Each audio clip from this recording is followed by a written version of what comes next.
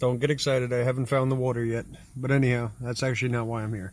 This one got called in. They just replaced the battery. I'm going to walk you guys through. I'll be using the AutoLogic on how to actually get into battery replacement. Because I've been down this road before. It's not in the menus that you might think it would be. Wait for it to go in there. It's going to do the automatic detection of the VIN. Okay, it detected it. That's right. 2014 L405 3.0 supercharged. You would think that it would be in service functions. It's not. There is no battery replacement there. What you want to do is you want to go into body, gateway module. And when you're in gateway module, special functions, battery replace. In this case here, we're doing main battery only.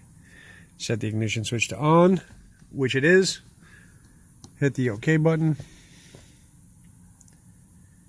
And wait for it to do its magic.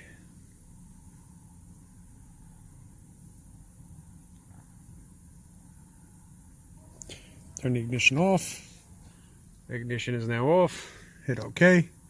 Function complete. Turn the ignition on.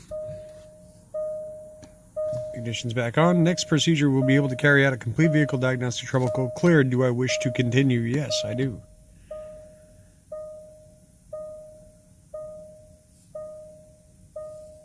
Turn the ignition off. It is now off.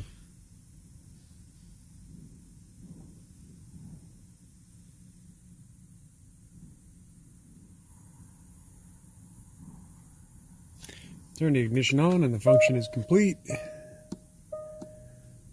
Happy, happy. Turn the ignition back off again. There's lots of that. Button on, button off.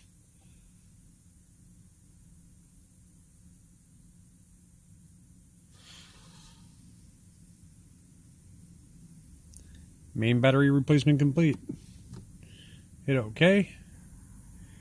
And we will just make sure that there's no codes in there in the gateway module, which I had the key off, so I'm going to double check that again.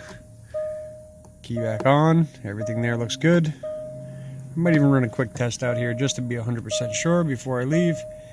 But that's how quick and easy it is. But I know that guys sometimes get lost when they don't see that battery replace function, or they'll tell me that they don't have it. It is in the aftermarket scan tools. I've been out there a couple times now on some of the other aftermarkets, Chinese branded, and also the small handheld battery reset ones, which I don't mind naming, like, you know, a company like Fox something or other. I've gone out there and done those after the battery reset, and they do not work.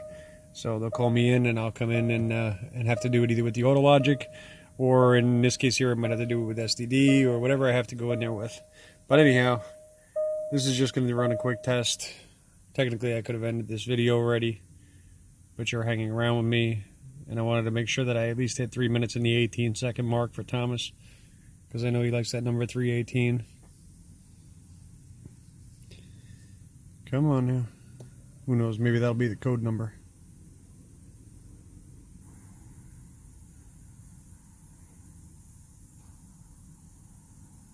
Yep. There we go. 2 modules with faults. We have IPMB and the SRM. Take a quick peek and just see what those are. Image processing module and our MOS bus. I'm not going to care about those right now.